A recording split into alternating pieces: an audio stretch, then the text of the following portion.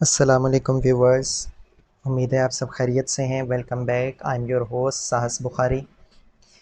जी students, जैसे कि आप लोग जानते हैं कि हम फ़र्स्ट ईयर में बाकायदा चैप्टर नंबर 1 का आगाज़ कर चुके हैं। प्रीवियस कुछ वीडियोस में हमने काफ़ी सारे नंबर्स के रिलेटेड कॉन्सेप्ट स्टडी किए और जो मेजर टॉपिक्स थे उसमें वो प्रॉपर्टीज़ ऑफ रियल नंबर्स थी, जिसमें एडिशन लाज, डिस्ट्रीब्यूटिव प्रॉपर्टीज़ और मल्टीप्लिकेशन लाज थे। फिर इक्वालिटीज़ की प्रॉपर्टीज़ थी और इनइक्वालिटीज़ की प्रॉपर्टीज़ थी। और ये सारी प्रॉपर्टीज़ मैंने वन बाय वन डिस्कस की हुई अपने प्रीवियस लेक्चर्स में, और उन्हीं प्रॉपर्टीज़ को यूज़ करके आज हम बाकायदा अपनी एक्सरसाइज का स्टार्ट करने लगे हैं। और एक्सरसाइज 1.1 हमने आज स्टार्ट करनी है। और जितनी भी प्रॉपर्टीज़ हमने पढ़ी हैं वो सारी प्रॉपर्टीज़ हम इस एक्सरसाइज में यूज़ करेंगे। इंपॉर्टेंट एक्सरसाइज है, शॉर्ट क्वेश्चन के हवाले से भी और एमसीक्यूज़ के हवाले से भी। तो अच्छे से इसको सीखिएगा।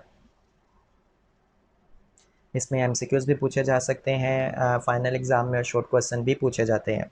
तो स्टार्ट करते हैं जी। और जिनको प्रॉपर्टीज़ के बारे में कोई कन्फ्यूजन हो, कोई मसले मसाइल हो, या बहुत सारे ऐसे जो मेरे साथ नए जुड़े होंगे इस वीडियो में, जिनके पास पहले लेक्चर नहीं है, तो काइंडली मेरे चैनल को ज़रूर सब्सक्राइब कीजिए, शेयर कीजिए, ताकि हर आने वाली वीडियो से पहले के जो कॉन्सेप्ट हैं वो भी लर्नर्स को पहले से कॉन्सेप्ट्स क्लियर हों। तो स्टूडेंट स्टार्ट करते हैं एक्सरसाइज 1.1। और 1.1 का हम स्टार्ट करेंगे क्वेश्चन नंबर 1। अब क्वेश्चन नंबर 1 की पहले हम स्टेटमेंट पढ़ लेते हैं। Which of the following sets, बहुत सारे इसके पार्ट्स हैं और सेट्स की फॉर्म में क्वेश्चन पूछा गया है। Having closure property with respect to addition and multiplication. सबसे पहले तो हम डिस्कस करते हैं कि क्लोजर प्रॉपर्टी हमने पढ़ी क्या थी। तो रिवीजन करने के लिए मैं सिर्फ दोबारा यहाँ पे लिख रहा हूँ कि क्लोजर प्रॉपर्टी के बारे में हमने क्या कंसेप्ट सीखा था। कि अगर आपके पास कोई भी दो रियल नंबर्स हैं, A B belong to real number, यानी रियल नंबर का एक सेट है, तो दो रियल नंबर्स अगर आपने किसी सेट में से चूज़ किए हैं, आप इन दोनों नंबर्स को ऐड कर लें। ऐड करने से भी आंसर रियल नंबर में ही जाएगा, यानी उसी सेट में होगा। और अगर हम मल्टीप्लाई कर लें तो मल्टीप्लाई करने से भी आंसर उसी सेट के अंदर जाएगा। अब सेट ऑफ रियल नंबर एक मेजर सेट है। अब आपको रियल नंबर्स का सेट तो गिवन नहीं है, रियल नंबर से कुछ सबसेट्स गिवन है। जैसे पहले क्वेश्चन में आपको सेट ज़ीरो गिवन है, आपने चेक करना है कि इस ज़ीरो में क्लोजर प्रॉपर्टी एडिशन के रिस्पेक्ट से या क्लोजर प्रॉपर्टी मल्टीप्लिकेशन के रिस्पेक्ट से है या नहीं। क्लोजर प्रॉपर्टी की मैंने डेफिनेशन आपके सामने ये रखी है कि नंबर्स को ऐड करें तो आंसर उसी सेट में जाए, नंबर्स को मल्टीप्लाई करें तो आंसर भी उसी सेट में जाए। मतलब ये है कि नंबर्स की एडिशन और मल्टीप्लिकेशन करने से जो नया आपको नंबर मिल रहा है वो भी गिवन सेट से बिलोंग करना चाहिए। तो वन बाय वन हम चेक करेंगे। पहले एडिशन के लिए चेक करेंगे, फिर मल्टीप्लिकेशन के लिए चेक करेंगे। एडिशन के लिए क्या करेंगे, रियल नंबर ज़ीरो है, लेकिन क्लोजर प्रॉपर्टी के लिए हमें दो नंबर चाहिए होते हैं। दो नंबर को ऐड करना है, दो नंबर्स को मल्टीप्लाई करना है, तो ज़ीरो को ज़ीरो में ही हम ऐड कर देते हैं। तो ज़ीरो को ज़ीरो में ऐड करेंगे, आंसर ज़ीरो, और ज़ीरो इसी सेट का क्या है, एक मेंबर है। तो इसका मतलब है कि क्लोजर प्रॉपर्टी उसके अंदर होल्ड करती है। और मल्टीप्लिकेशन के लिए क्या करेंगे, उसके लिए भी हमारे पास दो नंबर होने चाहिए, ए और बी। और यहाँ पे तो सिंगलटन सेट है, ज़ीरो है, तो ज़ीरो को ज़ीरो से मल्टीप्लाई किया, आंसर क्या आ गया, ज़ीरो। और ज़ीरो आंसर मतलब आंसर भी आपका उसी सेट के अंदर बिलोंग कर रहा है, तो ये क्लोज हो गया। Hence the addition and multiplication are close to this set, यानी कि जो सेट ज़ीरो है इसमें एडिशन के रिस्पेक्ट से और मल्टीप्लिकेशन दोनों के रिस्पेक्ट से क्लोजर प्रॉपर्टी सेटिस्फाई होती है। जी, तो अब हम देखते हैं इसी का second part, part number 2। First part number 2 में क्या है कि पहले सिंगलटन सेट था फर्स्ट पार्ट में, अब सेकंड पार्ट में आपके पास है ज़ीरो एंड -1, यानी दो एलिमेंट्स हैं। तो एडिशन के लिए भी क्लोजर प्रॉपर्टी डेफिनेशन में आपके साथ कर चुका कि ऐड करने से भी नंबर इसी सेट में बिलोंग करना चाहिए और मल्टीप्लाई करने से भी नंबर इसी सेट में बिलोंग करना चाहिए। अगर तो सेट में से बिलोंग कर रहा है तो क्लोजर प्रॉपर्टी होगी, अदरवाइज को भी एक भी ऐसा केस मिल गया जिसमें आपका आंसर सेट से बाहर चले जाता है, तो सेट्स के अंदर से यानी जो भी आपका आंसर आ रहा है वो सेट का मेंबर नहीं है, तो फिर वो क्लोजर प्रॉपर्टी वहाँ पे फेल हो जाएगी। तो एडिशन के रिस्पेक्ट से हम देखते हैं, पहले ज़ीरो है, ज़ीरो में ज़ीरो को ऐड किया, answer zero, zero is the member of this set.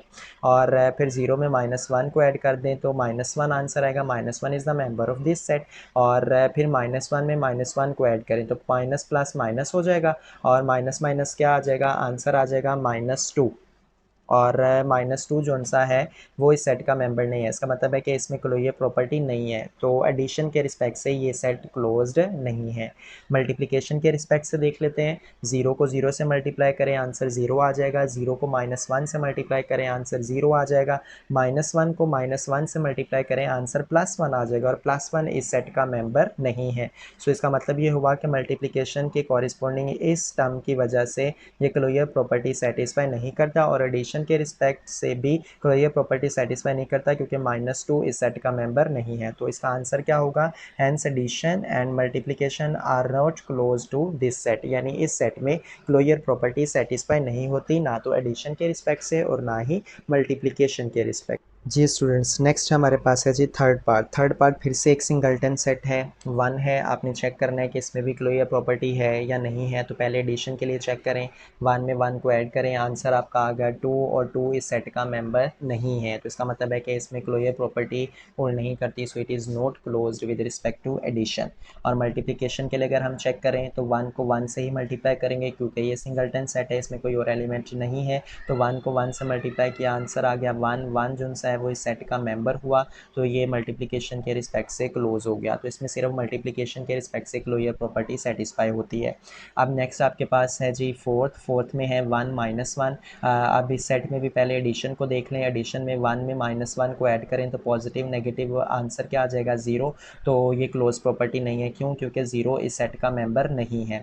अब हम मल्टीप्लिकेशन के लिए चेक करते हैं, तो आपने क्या करना है कि जब तक आपको नेगेटिव स्टेटमेंट नहीं मिल रही, यानी आपको ऐसा आंसर नहीं मिल रहा जो कि आपके सेट से बाहर नहीं जा रहा, तो तब तक आपने जो सा है हर एलिमेंट को चेक करना है। लेकिन जैसे ही आपको कोई नेगेटिव स्टेटमेंट मिल जाती है, यानी कोई ऐसा नंबर आपको मिल जाता है कि जिससे आपका आंसर उस सेट से बाहर निकल जाता है, तो आपने उसी के बस एक स्टेटमेंट के नेगेटिव मिलने से ही आप बता सकते हैं कि वो क्लोज्ड नहीं है, फिर बाकी चेक करने की ज़रूरत नहीं पड़ेगी।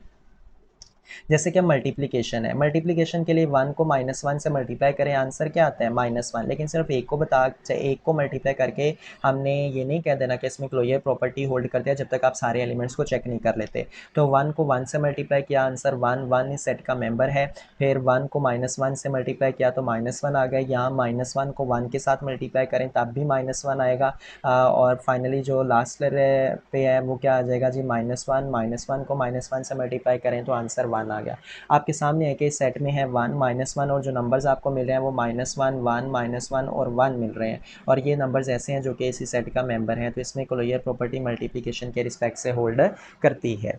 तो जहाँ तक जब तक आपको नेगेटिव स्टेटमेंट नहीं मिल जाती तब तक आपने सारी पॉसिबिलिटीज़ चेक करनी है। लेकिन अगर आपको देखते ही कोई नेगेटिव प्रॉपर्टी मिल जाती है, यानी नेगेटिव स्टेटमेंट मिल जाती है जिससे आपका आंसर उस सेट से बाहर चले जाता है, यानी आपका आंसर उस सेट का मेंबर नहीं रहता, तो फिर आपको बाकी चेक करने की ज़रूरत नहीं है। आप उस एक से ही गैस करके जज करके बता सकते हैं कि उसमें क्लोजर प्रॉपर्टी हो सकती है या नहीं हो सकती।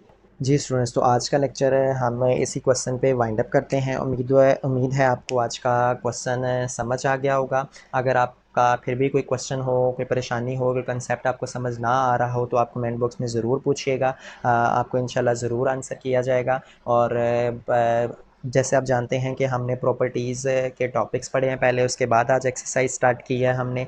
तो जो प्रॉपर्टीज़ हमने पढ़ी थी उनमें हमने सिर्फ फर्स्ट प्रॉपर्टी अभी यूज़ किया है, closure property with respect to addition और मल्टीप्लिकेशन। उसका बाकायदा हमने क्वेश्चन नंबर 1 किया है।